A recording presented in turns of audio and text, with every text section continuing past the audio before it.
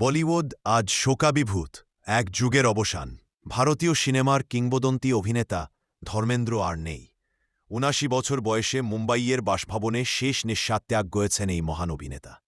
১৯৩৫ সালে পাঞ্জাবের এক সাধারণ পরিবারে জন্ম নেওয়া ধর্মেন্দ্র স্বপ্ন দেখেছিলেন শুধুই অভিনয়ের, আর সেই স্বপ্নই তাঁকে নিয়ে যায় রূপালী পর্দায়, যেখানে ধীরে ধীরে তিনি হয়ে ওঠেন বলিউডের ম্যান।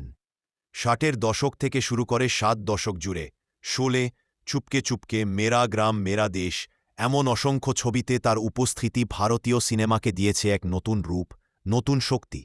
তিনি ছিলেন একাধারে অ্যাকশন হিরো, রোমান্টিক নায়ক, আবার নিখুঁত কমেডি অভিনেতাও।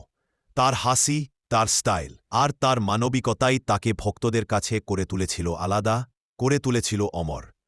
তার মৃত্যুতে শোকাহত পুরো দেশ। রাজনীতি থেকে চলচ্চিত্র জগৎ সবাই জানাচ্ছেন শ্রদ্ধা আর ভালোবাসা।